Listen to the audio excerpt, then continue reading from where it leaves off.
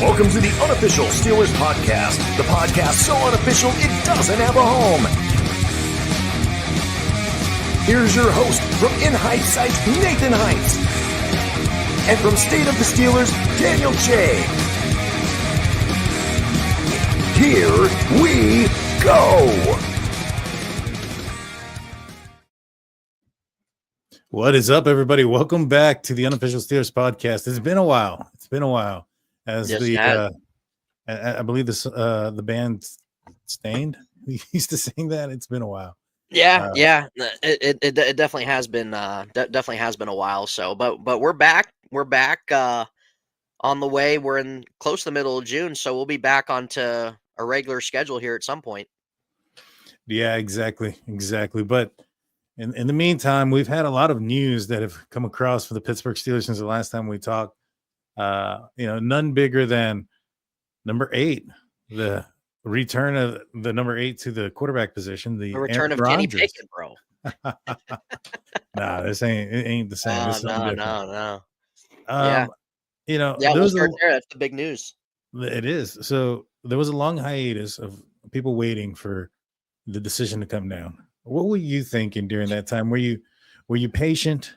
Did your patience run thin? Where were you at when it came through this waiting period where we knew more than likely Rodgers was going to sign? All indications were that we're just waiting for him to do so.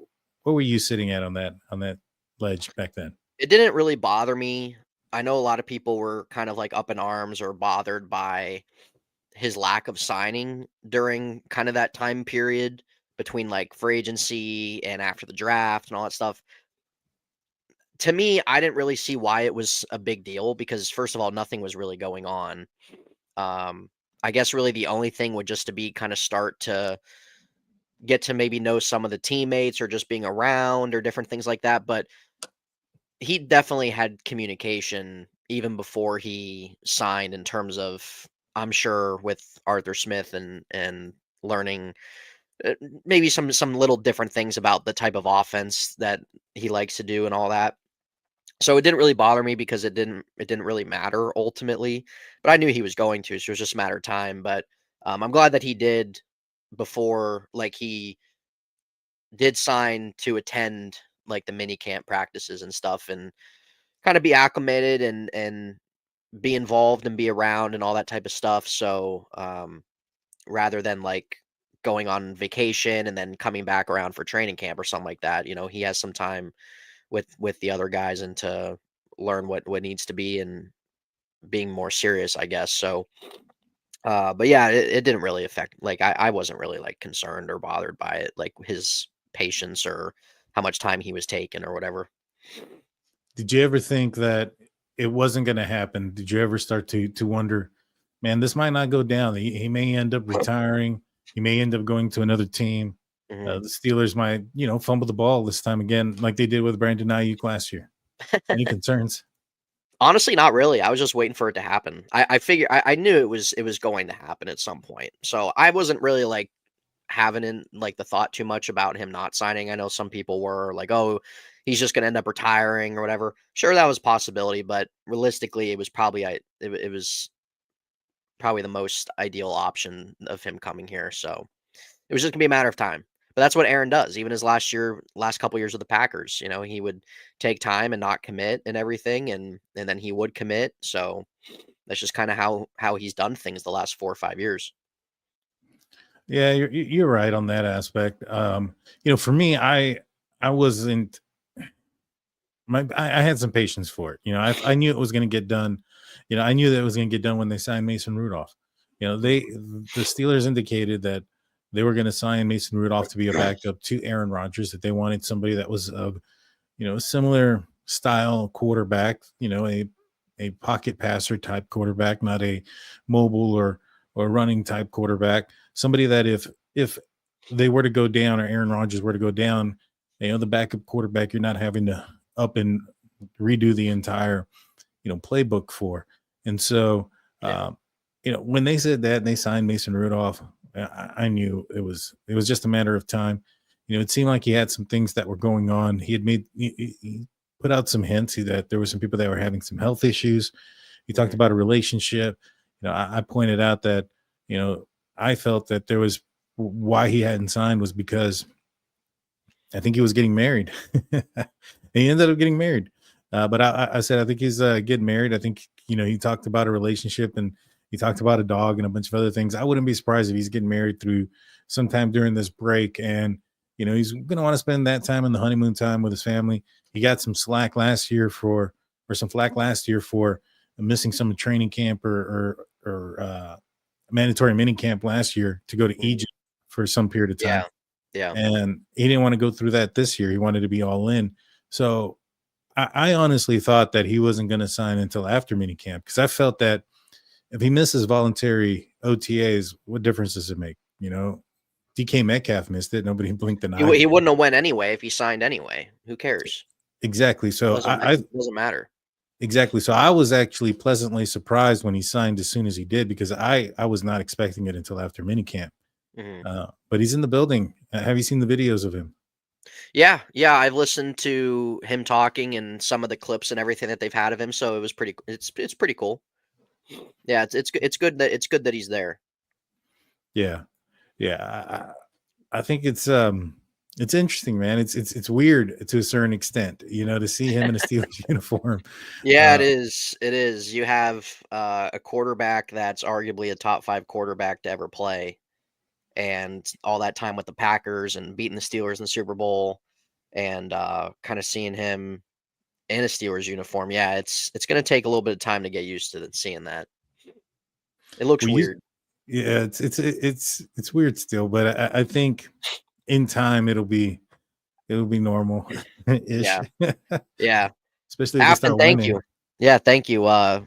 Thank you for that. Yeah, good to see everybody in the chat again. So yes, it's good to see everybody. It's been a while since we've been live. Yeah, this will be something more common. I guarantee. Yeah, we're gonna be getting back on the schedule, so I think we're starting to get closer to training camp and all that type of stuff. So yes, sir. So what do you think about the contract? It's according to, basically it's a 10 million guaranteed. It's really 13, because as long as he's on the roster come week 1, it becomes another 3 point some million become guaranteed. So it's more of a $13 million guaranteed contract. He has the ability to earn up to, I think, like 19 and a half, based on what like Russ got, based on what, Fields got, and some of these other quarterbacks that the Steelers were rumored into calling and targeting with much more of a higher check. How do you feel Omar Khan did in this? Well, Aaron said himself that it's not about the money. I remember Mike Florio was reporting like a couple months ago about like 40 million a year or something. And that obviously wasn't true. So pretty sure Aaron went out on record one time of saying he would play for 10 or something like that. He'd play for a pretty minimum type contract. And that's shown now, and then there's incentive and all that stuff, and that's fine. The contract definitely gives the Steelers the ability to kind of stay active if they're going to bring in another offensive player, if they're going to bring in somebody as well on the defense.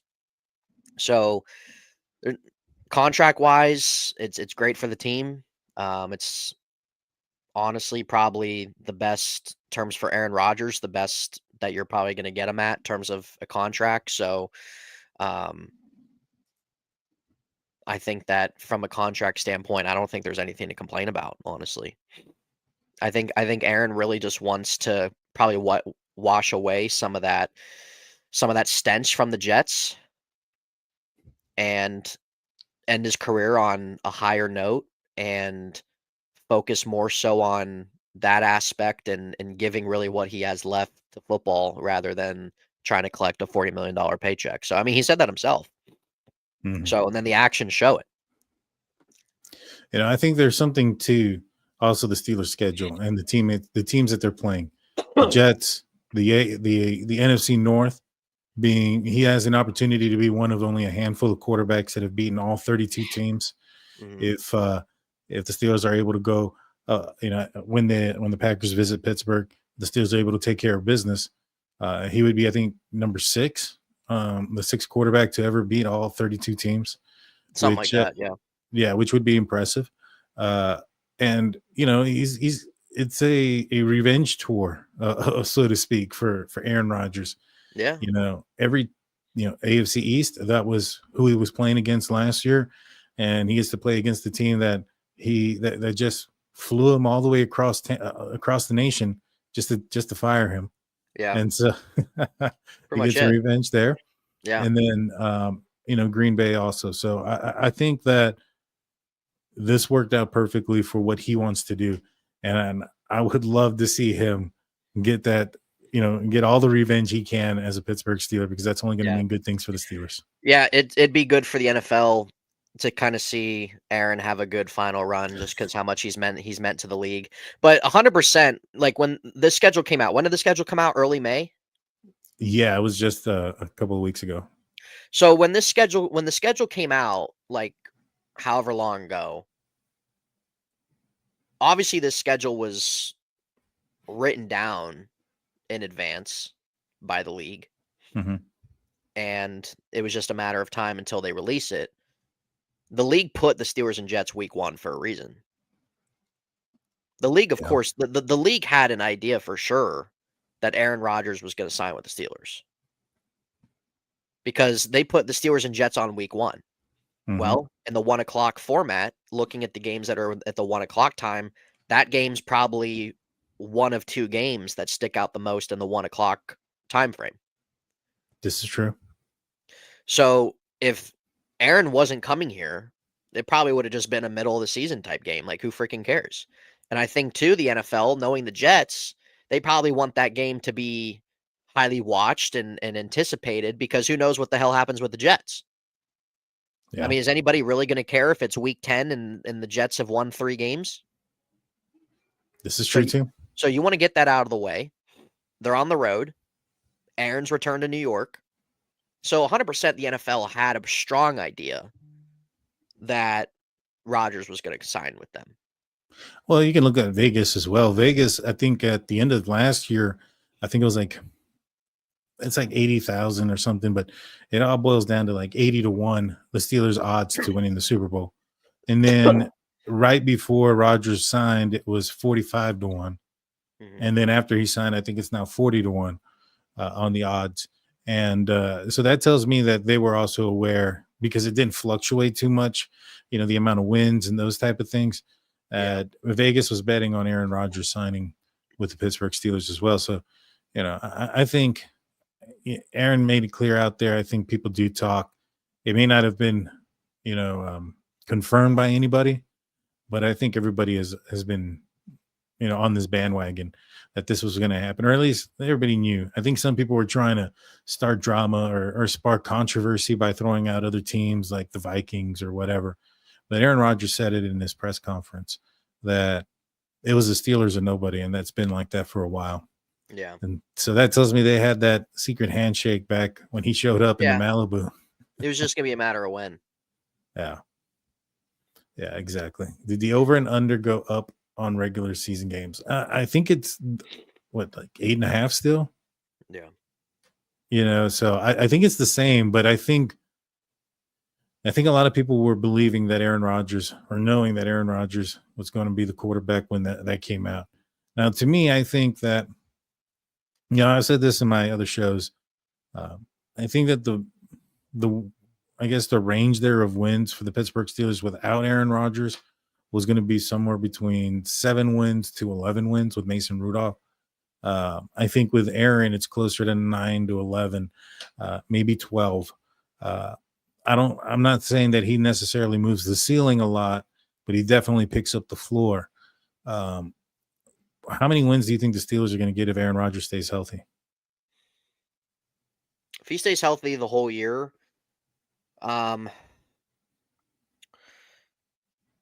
just to be safe, I'm going to kind of keep him around the 10.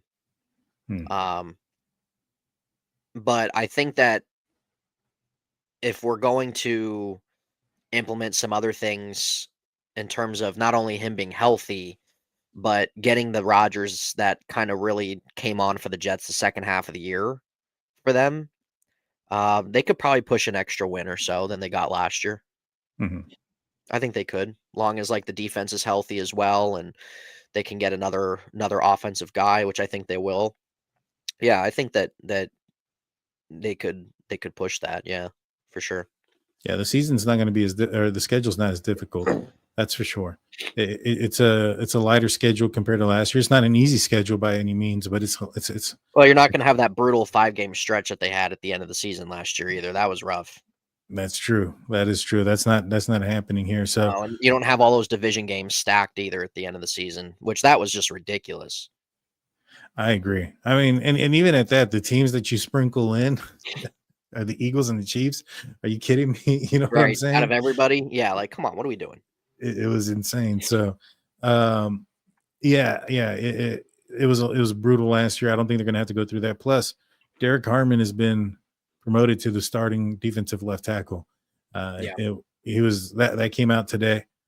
He's going to be across from Cam Hayward. You should be starting. What does that say for Keanu Benton? I still think that they have faith in him, but this guy was a first-round pick, so obviously that should be more of a higher regard, higher expectation. I mean, what was Keanu Benton, a third-round pick? Yeah, I believe so. Yeah, third-round pick. So he definitely needs to come on more. There's definitely potential there. He definitely can end up being somebody, but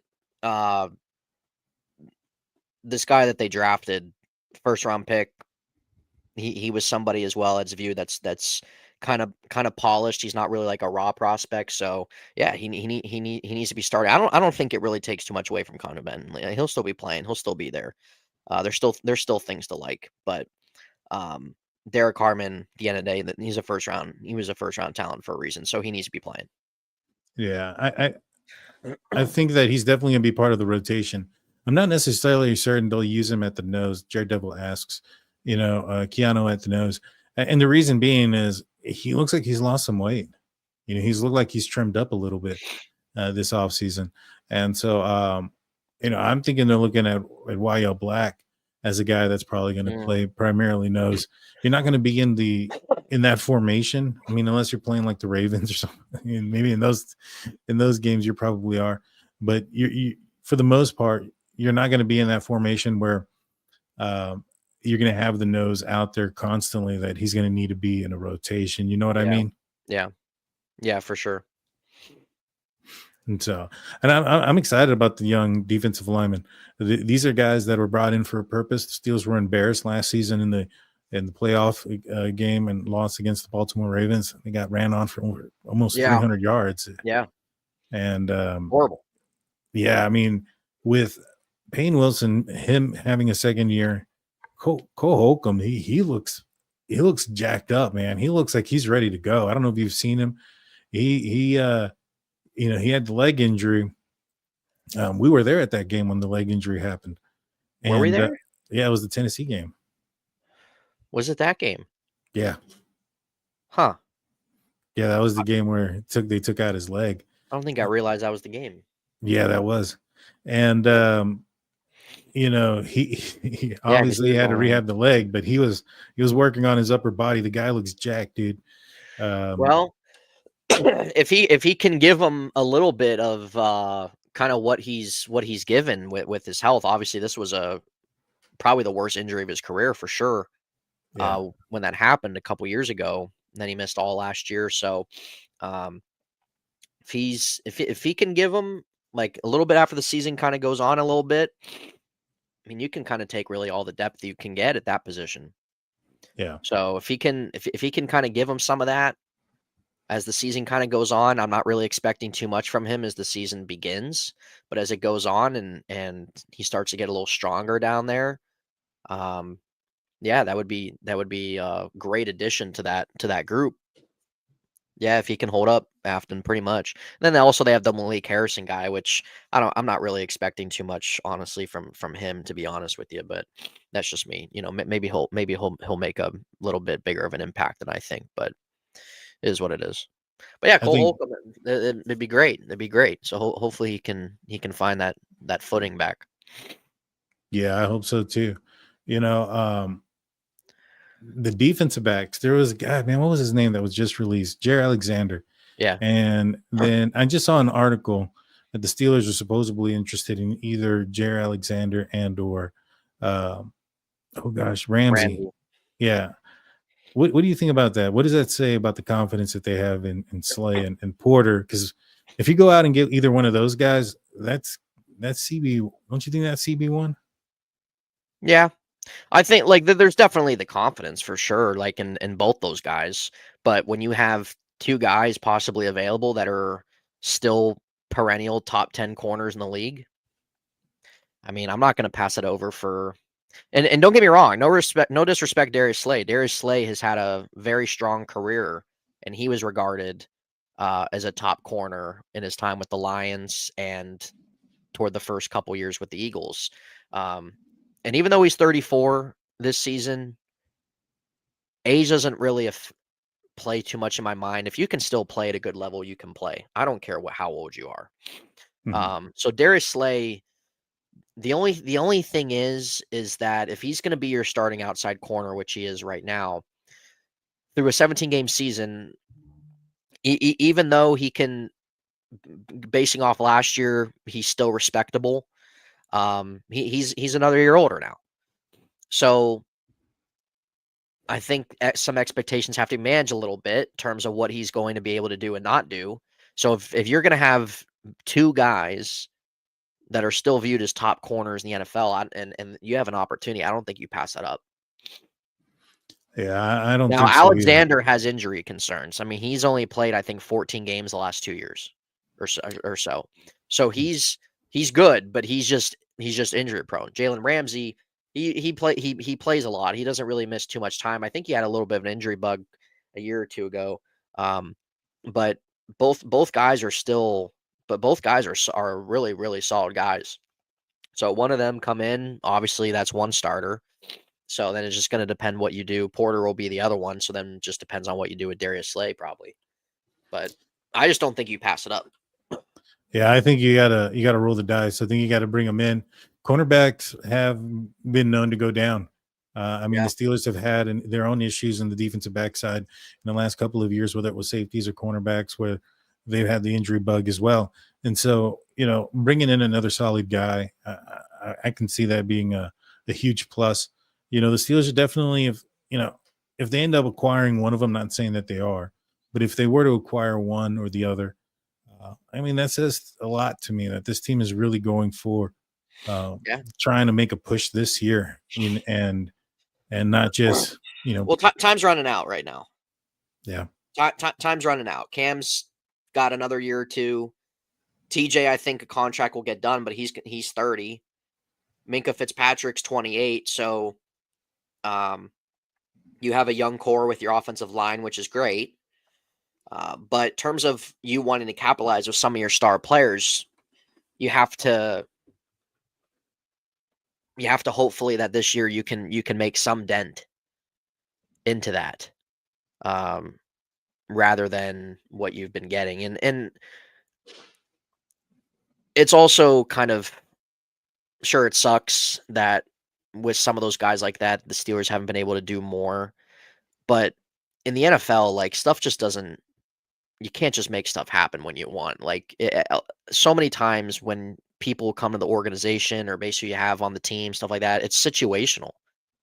Mhm. So when TJ Watt came, Ben was on his last years. What are you going to do about that? Cam Hayward, sure, there was missed opportunity with him and Ben and Brown and all those guys. But Minkah Fitzpatrick, you traded for him in 19. Ben was out, and then he only played a couple years left, and he was at the end. And then you're trying to figure out your quarterback situation. So it's just one of those things. Like, it's just very situational in this league. It's not like the NBA where you can just go trade for, you see super teams happen all the time. It doesn't work like that. Quarterback position's tough, man. It's tough. And so many times people want to crap on the Steelers for not evaluating quarterbacks and everything. Well, if you want to look back at the draft classes, sure, 2020 could have been something they did there. But let's look at the Chiefs before Patrick Mahomes. You want to let me know how long that was? What about the Bills? The Bills didn't have their first 10-win season until 2019, or 9-win season. And it was between 20, 25 years. 2019, they hit 9, 10 wins. That was the first time in 25 years. So before Josh Allen, what about that? Right? Like, it's not just because teams right now, like the Chiefs and the Bills, have a star quarterback, doesn't mean that they've always had that. It's just the way it is. And it's tough. And you want to be able to find that as soon as you can, but it just doesn't happen. Yeah, that's why I think the approach of taking as many swings as you can at that bat as possible until you find the right guy is a good approach. Yeah. You know, well, next year I think a lot of people are anticipating that the Steelers are going to end up drafting another quarterback. You know, probably high in the first round, or in the first round. I wouldn't say high in the first round. Somewhere, unless maybe they make a big trade up or something. But Right. it's likely. Yeah, it's likely. Yeah. It's a better class. There's definitely a handful of names that have an opportunity this college season to be a highly regarded prospect, or even move themselves up. So it's likely. Yeah, and I think the draft being in Pittsburgh, I think also brings that too. I think the Steelers would love to just, call out that first round pick next year's draft, and it'd be a quarterback and the franchise guy. And so when you look at the options that they had and the amount of money and the time that some of these quarterbacks were looking at, I think Aaron Rodgers was just the best fit. You know what I mean? And I mean by like financially, I mean, let's just say he does well this year. I mean, there's nothing saying you can't bring him back next year if he wants to play again, and you can have your quarterback. You can still draft your quarterback regardless. Aaron Rodgers is at the very end of his career. This is probably his last team that he'll be a part of. And so, the Steelers still need to draft that guy.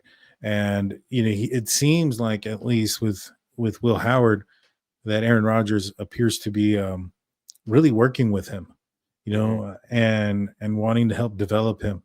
Aaron Rodgers was on the other side of that shoe at one point with Brett Favre, and it wasn't a friendly one. I think he went through a lot worse of what Mason Rudolph had to go through with Ben Roethlisberger did Aaron Rodgers with Brett Favre.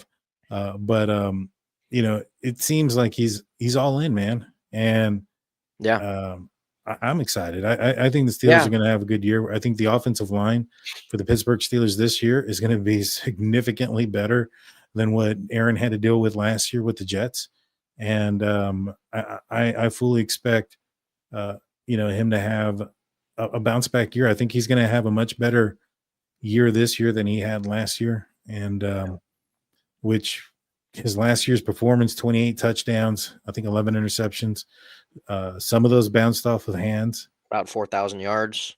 Yeah, I mean, that's a lot of people would like that, right? With the Pittsburgh Steelers offense, with the Steelers defenses too. Yeah, for sure. I think that I think there's definitely reason to be excited, and there's reason too to have some questions, right? He's 41, and you look at the situation with the Jets, what didn't go well, didn't work out, but the Jets are a disaster of a franchise.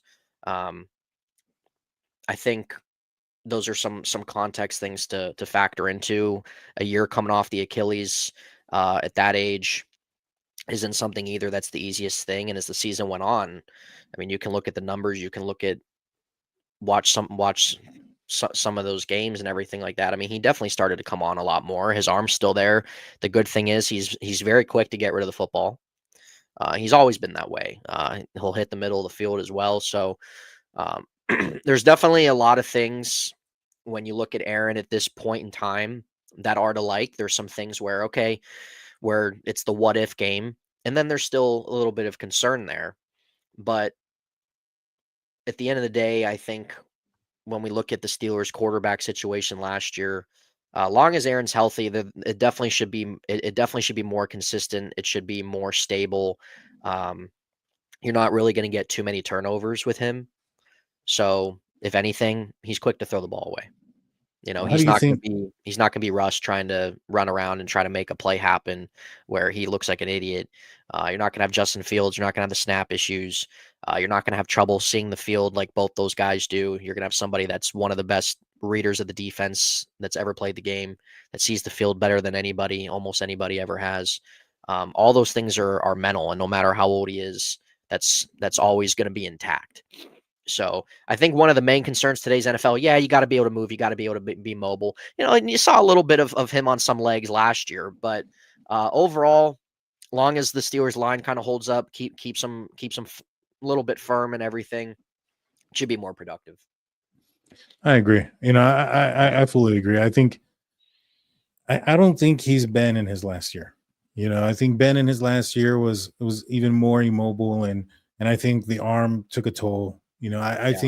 think with Aaron, he's got a little bit of mobility. I like not expecting him to run around much at all, but I do think he has a little bit more mobility.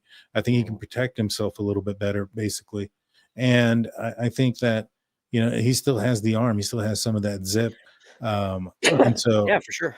I'm excited for him. Who we'll be throwing to should be exciting. DK Metcalf, I think he's an upgrade over George Pickens.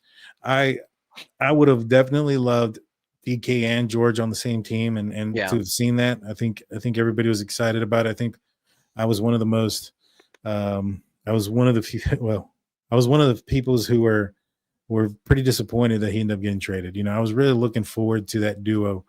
And he's with the Cowgirls now, and so good riddance.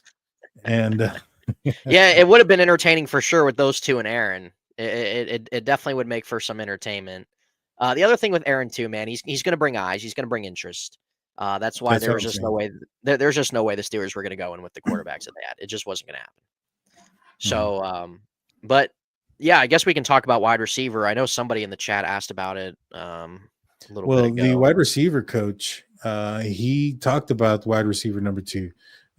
Coach was it Azani? Yeah, whatever his name is. Yeah, Yeah. it's got a funky name. Yeah, he said that basically he told Mark Caboli that everyone is overlooking Calvin Austin, and that basically Calvin Austin is wide receiver number 2. Mm-hmm. How comfortable are you with Calvin Austin as wide receiver 2 Not this at all. year? Not at all. I'm gonna be honest, not at all. There's things to like about him. I'm not sold on like Calvin Austin in terms of him being like a long-term answer for them. He definitely has some strengths. He's got speed. We've seen some of those plays that he made last year. The Steelers got to go get somebody. I mean, the guy's a shrimp. Let's be honest. The guy's a shrimp. He's not Wes Welker. He's not Julian Edelman. He's not one of those type of players where you're small, but like you play big. He's just not that. Completely fine with Calvin Austin being their 3, completely fine with that. But in terms of relying him as an every down guy at the wide receiver 2 spot, I'm not sold on it. Of course, the coach is going to hype him up. Of course, the coach is going to believe in him and all that stuff and say he's wide receiver 2 because there's nobody else on the roster.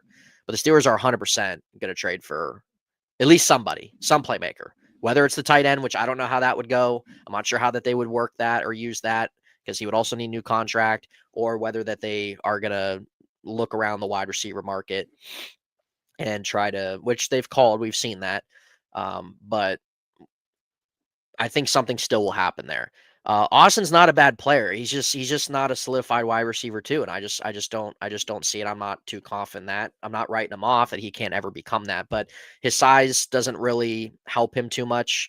And he's not a type of small player that we've seen in the past with some other guys, as I've said, like a Wes Welker type player that's really small, but he plays really big. Calvin Austin's just not that type of guy. And that's fine. But for now is what it is.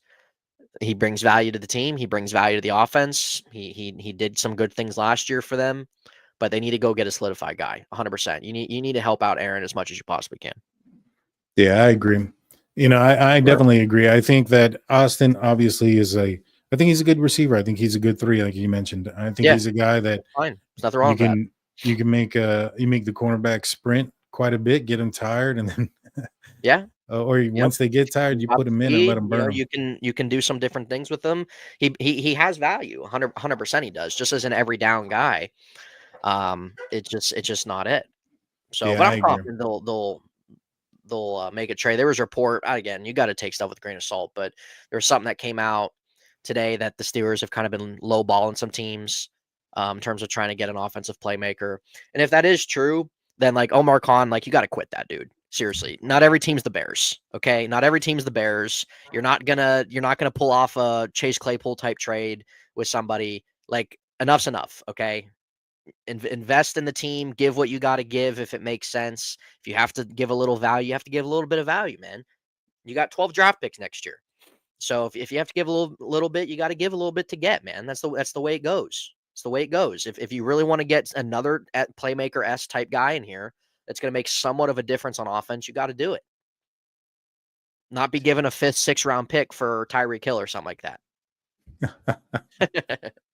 That's funny, man. They've been throwing out low ball offers. That's funny. But hey, I mean, it's worked in certain cases. You know, it's worked out for him in every aspect that he's gotten it done. You're getting close to the middle of June here. So, we gotta get a little pedal to the metal going. Maybe. I mean, depending on who you get, right? If you end up getting a good, like a good prospect, like look at what they did with Minka Fitzpatrick. They traded for him in the second week, and he was utilized right away and made an impact. I think if you get a talent that is already credible, somebody that's already established, I think that would win over Tomlin, we could see something like that player playing, even if they started a little bit later on in the season or in training camp per se. I'm hoping it gets done before the start of the season, but if you're going through this tactic of lowballing teams, that's not going to work until they get desperate. They're not going to get desperate until it's time to cut players. You know what I'm saying? So we're not going to hear about that until the end of training camp.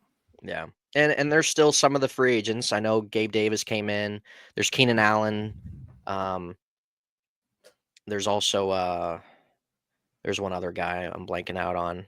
Well, Keenan Allen, I think he said that he has no interest in playing with the Steelers. Well, if that's the case, then see you later. So if we're going to eliminate him, then Amari Cooper's still out there. He's always been a strong route runner, but he's 31, so he doesn't really have the juice that he used to have. Didn't really make too much of an impact with the Bills last year when they traded for him.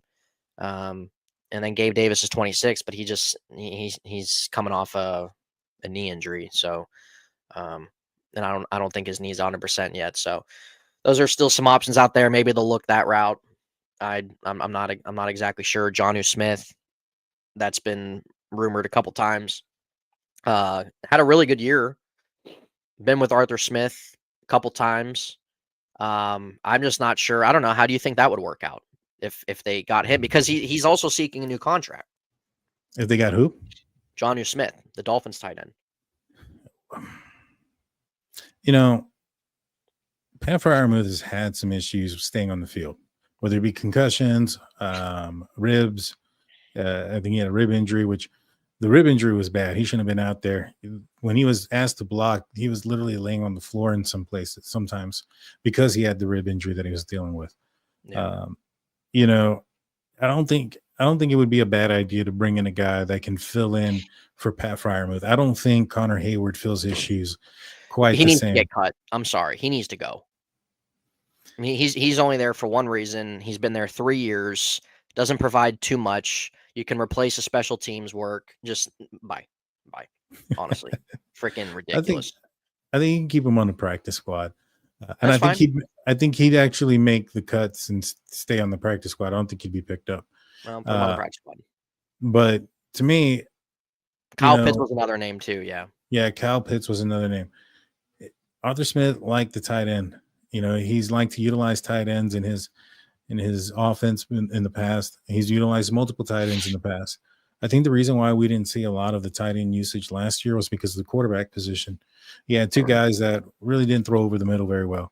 One because he couldn't see, the other one maybe couldn't read. I don't know. One because he couldn't see, and one because he couldn't read. Am I lying? I mean, you're not. It's just funny saying it like that. Yeah.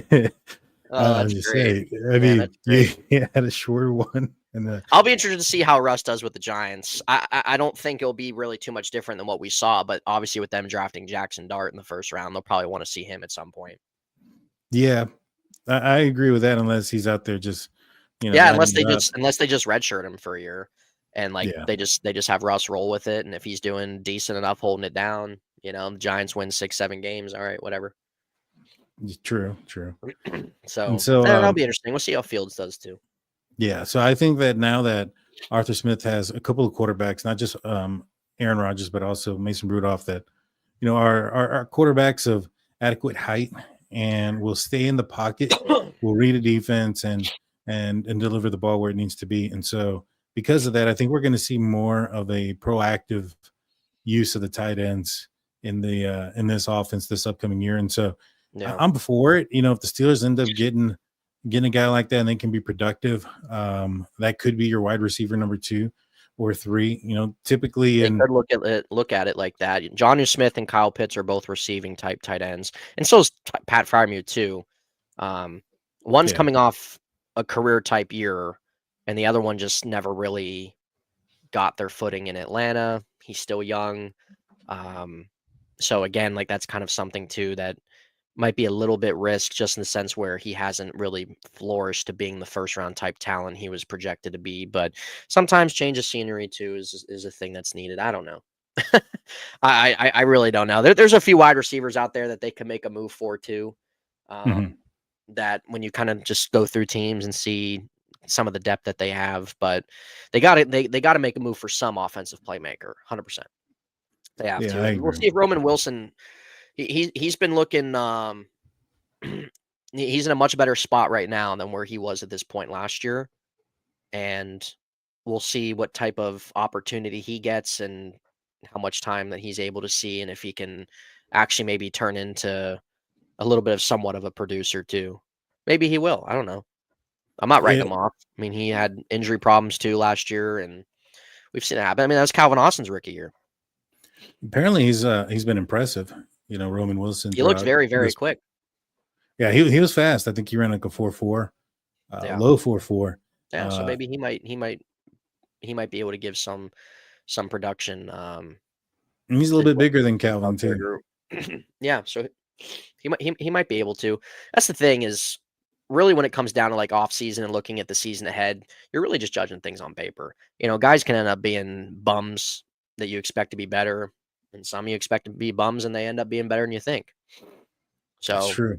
A lot of people are writing Roman Wilson off when it's like, dude, well, he missed his whole rookie year pretty much. I mean, yeah, but see what he comes out of year 2, I wouldn't write him off yet. Not at all. Calvin Austin missed his whole rookie year. That's true. That is true. So I did find the quote from oh God, what's his name? The receiver, Keenan Allen. Here it is. It was on a TikTok live. He was talking about Aaron Rodgers. He says, A-Rod being a quarterback, of course, that interests you, but Pittsburgh, no. So he doesn't like Pittsburgh. Okay.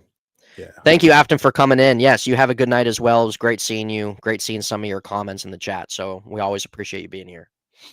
Yes. Thank you, Affy. Okay, now, that's fine. The guy's getting a little bit older. Had a down year with the Bears. Has had a good career. He's had a consistent career with the Chargers, but Chicago didn't work out. Maybe he'll go somewhere else, find a little bit of fitting there for the end of his career. I don't know exactly how old he is. Was he 31 now? 32? He's up there, 32, I thought. 32, 33. And so yeah. So he's getting a little up there for the wide receiver position too. So he might only have maybe a year left too of play. So that's fine. Keenan Allen's not my first, second, or third choice. So see ya. Yeah, he may not have liked the cold. You might want to go back further south, back to an atmosphere of where he was at before with the Chargers. Yeah, go ahead there. We'll see you. Russ, what's up, man? 4 years in Michigan, Roman dropped 1 ball. I did not know that stat, but hey, I think any of us will take a Roman Wilson that gives that produces in our offense, 100%. Yeah. So there's definitely were things to like of him coming out of the draft. So we'll see. So last thing I want to talk about is how many moves do you expect to be made? I'll give you just to count them off the top of your head or whatnot. How many moves do you expect to be made before week 1? Like serious moves, not like little stupid transactions or anything. Yeah. Any big moves? Serious moves. For sure. 1. I could maybe see. Now, are we just talking like signings? We're not talking about like. We're just talking about guys coming in, sign/trades. Yeah. Okay. Yeah. I'm going to say 1 for sure, and it's going to be an offensive playmaker, whether that's a tight end or wide receiver. 100%. 100%. Okay. I'm going to say 2 just in case, like, maybe if they look at that corner market a little bit, or maybe if they look at once cuts start happening, if they maybe look at another position on the defensive side of the ball, where maybe they bring in a guy of notoriety. So I'll go 2. Mm-hmm. I'll say 2. Yeah, I'm leaning with you on 2, and I think TJ Watt also signs eventually. I think he's going to get an extension, but I Yeah. don't think that's considered like a big Do you think blockbuster. it'll happen before training camp? I think it might, it may. I definitely think it happens before week 1. Oh, yeah. I Obviously. mean, obviously, with their position and the position that they're in, and their mindset, I mean, they're 100% going to sign him. Yeah. So it's just going to be a matter of when that happens. Yeah, and I'm with you on that. I think they're going to get a pass catcher, whether it be a tight end or a receiver, and I also think maybe a cornerback might be in the realm of possibility. Yeah, if they decide to look at that, explore that, one of those 2 guys, I don't see why any Steeler fan would be against that. I know the only thing is, well, Porter plays outside, Darius Slay plays outside. They'll figure it out. Yeah, that's a They'll good figure it problem out. to have. Yeah, it's a good problem to have. They'll figure it out. People go down, and you're getting one of 2 guys, whichever one it would be, that are still perennial higher end corners in the league. Mm-hmm. I mean, I still think both of them are, you can consider still being top 10 type corners, 100%. Yeah. I mean, if this team 100%. can stay healthy, if the team can stay healthy, which is always a big question. It's a long season, but if they can stay healthy, I think they can do some damage. Yeah. I really Yeah. do. I think they're closing in on being, that one player away. Yeah. Everybody talks about, that quarterback, when you're ready, you got to, do everything, but you can't do it until you're just that one player away. Ben Roethlisberger, when he got drafted, the offense was solidified. The defense, I mean, Yeah. the offensive playmakers around him were solidified. Well, The see, defense you was. have an upcoming offensive line. You have DK Metcalf. Let's say you go get another offensive playmaker that's of somewhat of high regard.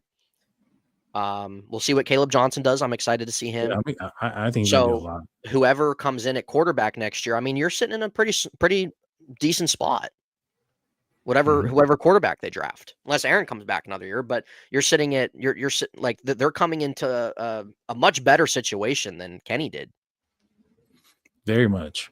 Very much better. And then they would still have, like, you're still going to have guys on your defensive side you can add to it. That's what the Steelers, I'm sure, probably their mindset will be whenever they draft whenever they draft their quarterback next year. So Yeah. saw tape on Rodgers' first 2 days, has his moments, better than we all thought. Yeah, I think is it kind of time sits in for those that are kind of on the fence about it, or maybe more, or still kind of against it. They'll talk themselves into it. They'll settle in with it. It's just at the same time, like, the people that are against it and stuff, like, listen, if I had my decision, Justin Fields would have been the starter at the end of the day. If it was me when free agency started. I was pretty kind of discouraged that they let him go. They could have had him if they wanted him to, and that's not me saying I think Fields is all this and all that. I was just all for, listen, he's young, he was here, he sat a little bit. Let's see kind of what he does for a year or two, and they can always draft a quarterback next year or the following year. That was kind of really my mindset. But I was always open to Aaron. Like, it was something where, if it was gonna happen or not, because given their current state and what they're trying to do, yeah, he can give them wins. He can probably be, just from a purely quarterback spot, he can give them, if he's healthy and all that type of stuff, he can give them some of their best play that they've had in quite a while. That's not saying that's MVP Aaron, but from a standpoint of when you look at the numbers last year and how he played as the second half of the season went on last year, yeah.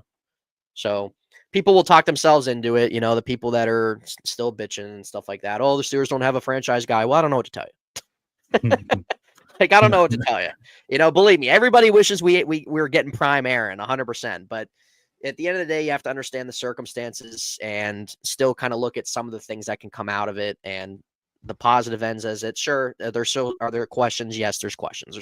But I think from more so the grand scheme of things, that there should be some more things to find encouragement toward Aaron being the quarterback at 41, versus, like, if they brought Russ back or if they were going to ride with Fields, and I think Aaron, again, like you just factor into things like wanting to come off from what happened with New York and still can sling the ball and just needs to really stay healthy. And if he can, he'll still do some good things, man. I mean, he's a 4-time MVP. He can still play 100% that he can. Wasn't great with the Jets. It wasn't Aaron that the Jets were hoping for, but still, like nobody's expecting MVP Aaron. But if he can give him above average play and what he did the second half and be healthy and all that type of stuff, I think good things can come out of that. Honestly. Yeah. So I take it that you Malvo, thanks for coming in, man. I take it you wanted the guy that couldn't read over the guy that couldn't see in the old guy. Yeah. One or the other. Honestly, can't read and can't see. That's great. That's when you're in good hands. You're in good hands at that point. Yeah. Oh man. I'm excited. I'm excited about this year. I'm gonna give him a chance. That's all you can do. And yeah, we'll see. I mean, at the end of the day, I'll let it play out. Yeah, at the end of the day, if it don't work out, the Steelers will be in a lot better position next year to pick up that quarterback in the draft. So, in the end, it'll be a win-win situation for the Pittsburgh Steelers. Yeah, it will. I think probably what most you would think is everybody's hoping for is Aaron gives them something they haven't had, a little bit of a shot in the arm, and can maybe try to have one last little playoff run. And Steelers, if they need to trade up in the draft, you trade up in the draft. Yeah. That's it. Yeah. Well, they got the capital to do it. They got the trade capital to do it. Yeah. Well, yeah, they got a lot of draft picks. So exactly. Well, Nathan, let everybody know where they can find you, my man. You guys can find me. My handle's not there. I'm sure Daniel will probably have it in the comment section or so at In Hindsight. So we're back on there, doing some podcasts with Z2. So just kind of get back in the description. Yeah, it's in the description. So getting back in the groove of things, Daniel and I, not quite yet, but we'll be getting back into consistency as training camp starts to come around as we head in the preseason. If there's some big Steeler news that happens as well before then, we'll be coming in with one another. So, but you guys will start seeing us more as we're getting closer here. So it's good being back. Yes, sir. Yes, sir. And for me, guys, State of the Steelers, you'll find me there. I'm gotten back to it, guys. So since I think last week, I've been doing something Monday through Friday daily, and then again on another recorded podcast on Saturdays. And so on Mondays, you can also catch me on Steel Curtain Network with Shannon White on a show called The Hangover. So I'm on a few places right now. We're gonna jump off. I'm gonna end up going to my other channel, the DT Show, where I'll be talking about some true crime and things of that nature. So if you guys are into that, go check out my other channel. I'd appreciate it. Nathan, thank you for joining me. Yes, I appreciate everybody. It's good to talk to you again, and everybody stay safe. Peace.